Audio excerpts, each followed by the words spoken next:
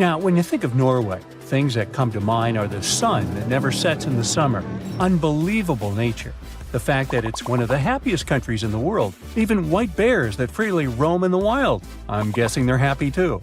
Already planning your trip to this dream country? Well, don't rush. You'll have to review your budget. Fuel there is 10 to 15% more expensive than in other Western European countries. A meal at a cafe for one person will cost at least $30. Plus, consider yourself lucky if you manage to find a hotel at $100 a night. If you Google the most expensive country in the world, you'll see this list. Switzerland, which is meanishly expensive. The United States, duh, been there, know that. Luxembourg is not a surprise either. And then, all of a sudden, you see Norway. Just so you know, a family of 4 would need over $4,000 a month just to exist in Norway. And it doesn't even include rent. Specialists say that Norway is around 7% more expensive than in the US. Norway is a bit weird though. Usually the richest countries have national currencies that are stronger than the US dollar. Take Swiss francs, for example, or the Kuwaiti dinar, which is literally the boss when it comes to currencies. Like one Kuwaiti dinar can snag you $3.25 US. Now, here's where the mismatch comes. The Norwegian krone is dubbed the weakest currency in the West. Well, how come? In the wild world of global currencies, the Norwegian krone used to be a tough player known for smart money moves. But surprisingly, it is now the weakest currency in the West, taking a big hit in the last decade. It has fallen hard against the US dollar and euro, causing concern for central banks and money folks worldwide. The oil price roller coaster is a major factor in the krone's struggle, as Norway relies heavily on oil exports. But even with oil prices relatively high, it remains historically weak against major currencies. The weak Norwegian krone is affecting everyday folks too, with prices rising on almost everything due to heavy imports. Inflation is growing, leading to interest rate hikes by the Norges Bank. High interest rates are hurting the housing market and making life more expensive for Norwegian citizens. So one of the supposed reasons for why Norway is so expensive might be weak national currency. What else is particular about Norway? Well, climate for sure. It may be hard to imagine a freezingly cold country plunging into riches. It's an imagery we usually see on social media with geotags Dubai, Saudi Arabia, or even Kuwait. And it makes sense to think now that all the riches are somewhere southward, as these places have strong oil-based economies and super strong currencies. But in reality, better economies in the south are a current trend. Ever wonder why cold countries seem to be raking in the cash while the hot nations are just hanging out? Turns out, those living in chilly climates had to hustle just to survive winter. Think building shelter, stockpiling food, and keeping that fire burning. Meanwhile, those basking in the sunshine had it a little easier with hunting and foraging year-round. This theory holds true even in the land down under. Sydney and Melbourne, the top dogs in Australia's wealth game, also happen to be some of the coldest cities, while Darwin, the warmest city, is lagging behind. Some might argue that this theory doesn't hold up when we look at ancient civilizations or modern hotspots like tropical Singapore. But hey, times change, and so does wealth generation. Back in the day, it was all about farming, but now it's more about industry and innovation. So, Norway may seem to have been bound to get rich historically and geographically. Still, it's not exactly so. Norway used to struggle a lot. Back in the day, it faced some tough times with harsh winters and tricky geography. They even had famines that pushed families to seek a better life in the US. So, how did Norway go from rags to riches? Yep, oil and gas played a big role. The country is small, but it has around 0.31% of all oil reserves in the world. But in Norway, there's more to the story than just black gold. For example, the top oil reserve is not some Arabic country, but Venezuela, which claims up to 20% of the world's liquid gold. Still, Venezuela's economy is far from stable, so it's not all about oil. Although bested in forest size by other European nations, Norway was an unrivaled powerhouse in lumber during the Age of Sail. Thanks to its strategic fjord path, timber from its inland forests could quickly reach fjordside mills and global markets. As railroads unlocked larger forest potential in other countries post the 19th century, Norway was Europe's timber king, bolstered by a world-class merchant fleet by the 20th century. The Norwegian timber wealth, coupled with early cooperative societal norms, spurred growth across several sectors, from agriculture to fishing and banking. Despite being labeled poor in the 19th century, Norway's GDP per capita outshone Eastern and Southern European nations. The nation's ascendancy continues beyond the discovery of its oil reserves. Norway is unique, with a small population but sprawling land. Despite its vastness, the Nordics are scattered and considered one of the most spacious countries globally. Much of the North's territory stretches beyond the Arctic Circle, offering harsh landscapes with thin topsoil covering the bedrock. The tough terrain in Norway, full of mountains and with a short growing season, limits arable land to only 2.2%, similar to Yemen. The scattered arable land in small valleys makes extensive farming impractical, a far cry from the efficient farming in the U.S. With a huge chunk of land and coastlines, but a small population, Norway makes some serious cash from its reserves. Plus, nature has been pretty kind to Norway, with rich fishing grounds, hydropower from rivers, and power from cold waters. And only then comes the little thing called oil. The late 50s saw a big discovery that changed everything for Norway's economy. Fast forward to today, and petroleum activities have been a major game changer for Norway, feeding its economic growth and funding its welfare state. But Norway didn't just sit back and watch the money flow in. They made smart moves, like creating a sovereign wealth fund to manage their oil wealth for the long haul. The fund sees some big bucks, currently standing at 1.7 billion Norwegian kroner, or over 160 million US dollars. Norway uses the interest from this fund to boost its annual budget, ensuring top-notch healthcare, education, and welfare for its citizens. And here's the kicker: Norway's not resting on its laurels. They're investing in sustainable technologies, like offshore wind power, to secure a bright future beyond oil and gas.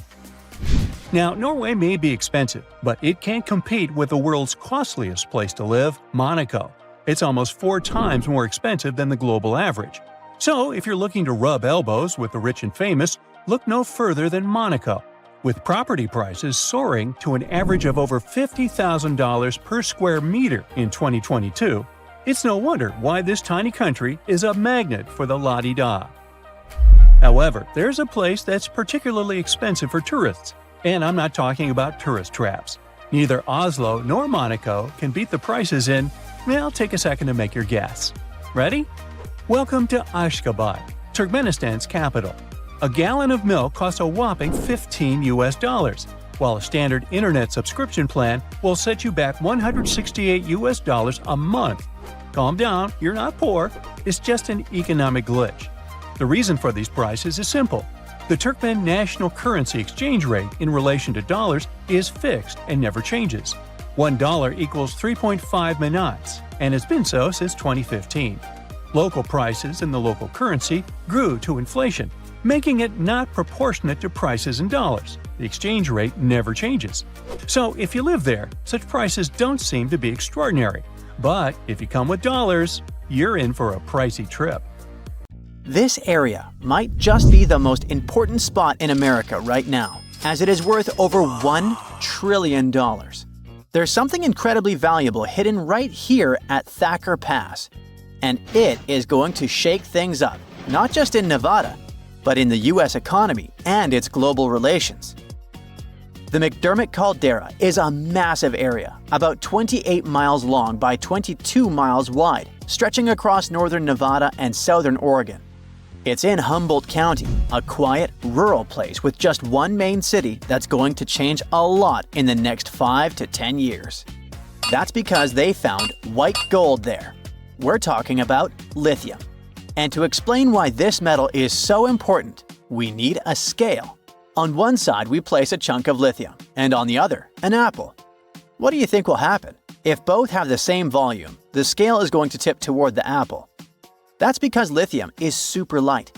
Its density is about 0.3 ounces per cubic inch, which makes it the lightest solid you can find at room temperature.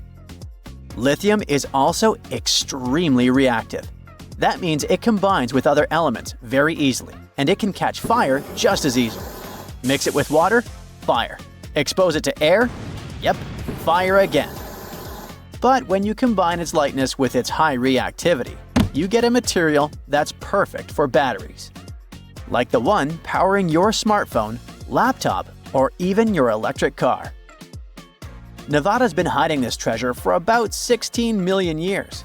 The McDermott caldera used to be a volcanic hotspot, spewing molten rock and creating a huge lake filled with mineral-rich waters. Over time, that lake dried up, leaving behind thick layers of clay loaded with lithium. Right now, Thacker Pass Mine is sitting on one of the biggest untapped lithium reserves in the world, worth about $1.5 trillion. If everything goes as planned, they expect it to produce about 40,000 tons of high-quality lithium a year. And that's enough to make batteries for up to 800,000 electric cars.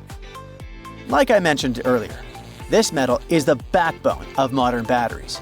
And with the world racing toward green energy, the demand for lithium is skyrocketing. Since 2020, its price has gone up more than 10 times, making it the most expensive battery metal in the world. That means it's way more expensive than magnesium, nickel, cobalt, and other materials used in rechargeable batteries.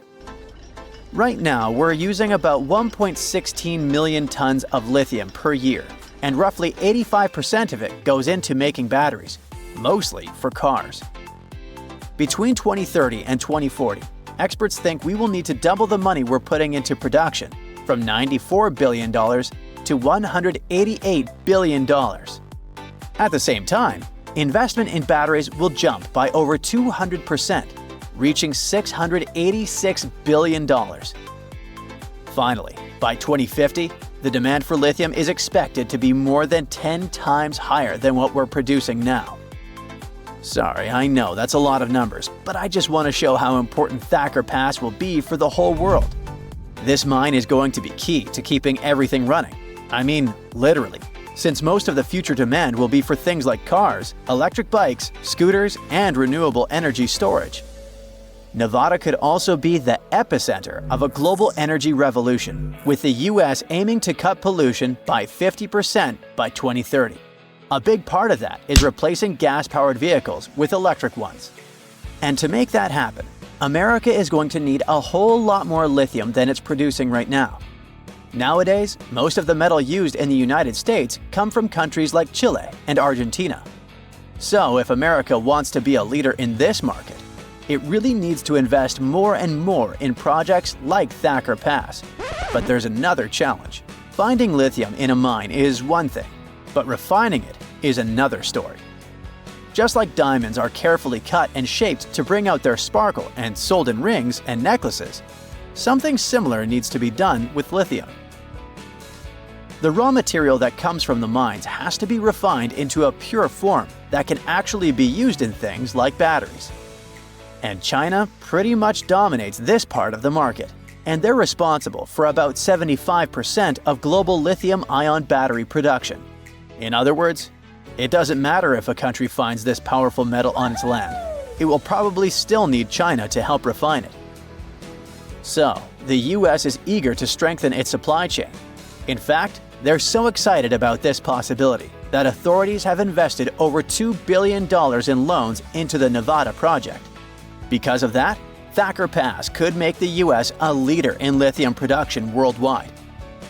If their estimates are right, the McDermott caldera could hold nearly half of the world's known lithium reserves.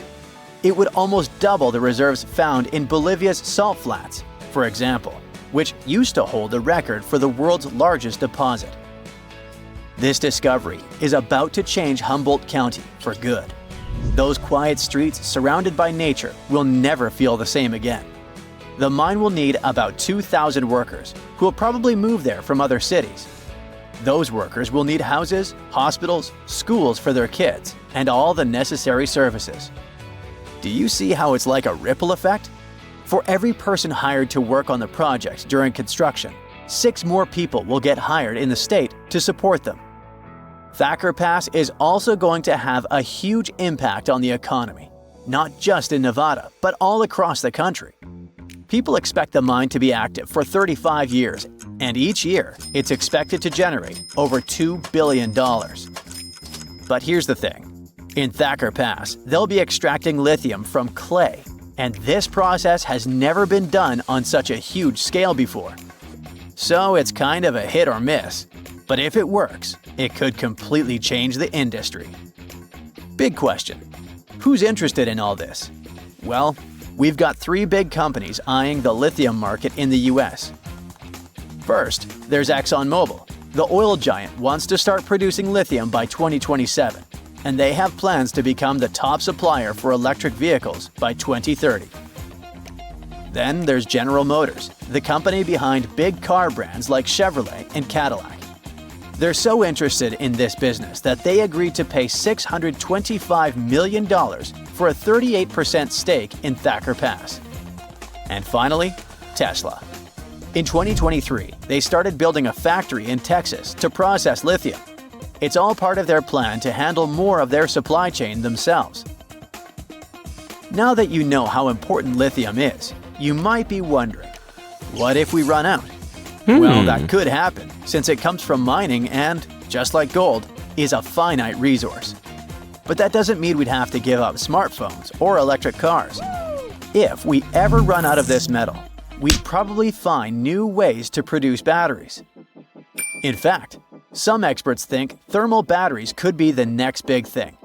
They store extra energy from renewable resources like wind or solar power, which are very cheap.